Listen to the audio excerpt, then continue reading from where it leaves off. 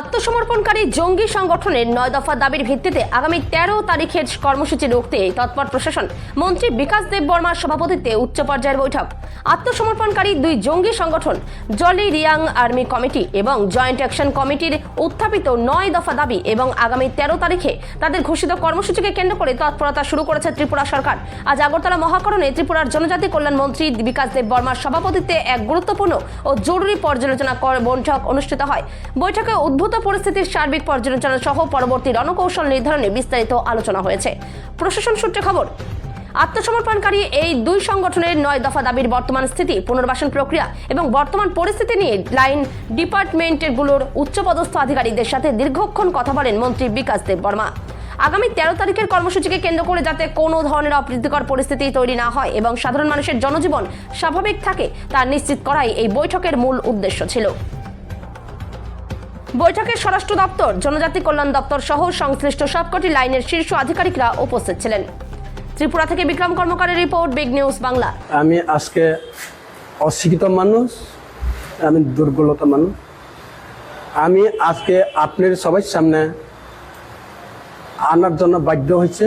কেসের জন্য আমি যে 2 বছর গতিকে হয়ে গেছে, আমি আত্মসমর্পণ করছে।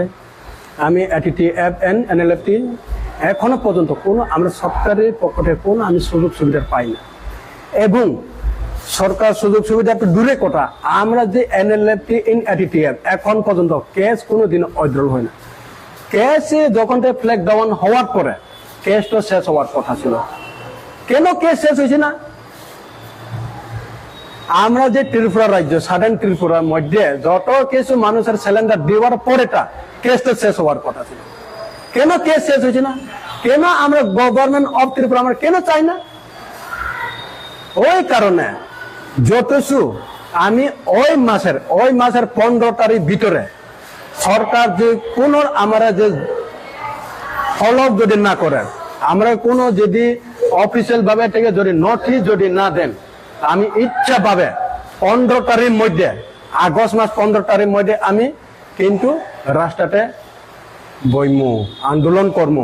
কেন 15 আগস্টে আমি ওই করতে চাই, বাধ্য হয় 12:05 ওই দিনে, ওই সময় আমার রোগটা কিন্তু মাটিতে ফালাইতে লাগবো। আমি কোনো বাঁচতে চাই না। কেন বাঁচতে চাই না? অগ্রপন্থে থাকার সময় আমি কিন্তু লঙ্গা ময়দা গাছ পাশে যে কোনো জায়গাটা আমি লুকাচুরে হয়ে থাকে। এখন কিন্তু আমি পুরো অলরেডি আমি আইয়া পড়ছে, কেন আমি পাই না?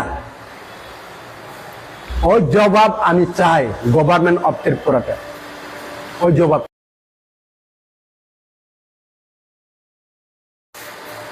করব। আমি কোনো বাঁচবার চাই না, মরবার চাই। অত বছর আমি বাংলাদেশে থাকিয়া মশা পক জগ তো কামড়াইয়া মা বাবা সারিয়া আত্মীয় স্বজন ভাই বোন সারিয়া গেলাম, দেওয়ার পরে তবু আমি এখন যে আমি আত্মসমর্পণ করতে এখন কেন আমরা গভর্নমেন্ট অফ ত্রিপুরা চাই না? আমি কোন মানুষের যে আমি মানুষের পাওয়ার আমি খুঁজে না, আমার পাওয়ারটা আমার দিয়েন।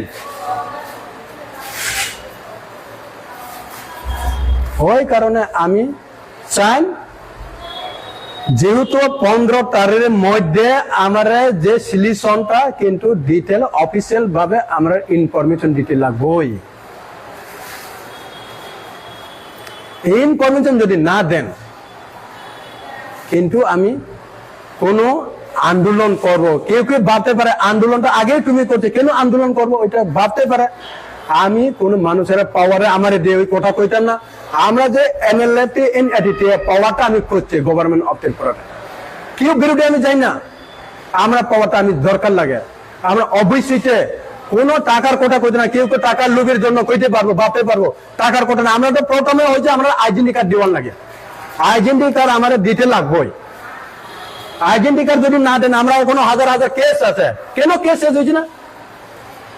যখন সিলিন্ডার দেওয়ার পরে অগ্রপন্থে যদি হয়ে নাম হয়ে কেসটা পড়ছে, সিলিন্ডার দেওয়ার পরে কেসটা পুরো খালাস হওয়ার কথা, কেন খালাস হয়েছে না? প্রতি মাসের হাজিরা দিতে লাগে, হাজিরা যদি না দিলে নোটিশ দেয় মাঝে মাঝে কন্টিনিউ, এরকম কেন হয়? আমি 2024 করছে, 9/4/2024 জম্পেজলা। আমরা ওই দিনে তো 400 জন আছে, এখন পর্যন্ত আমরা কোনো পাইনি।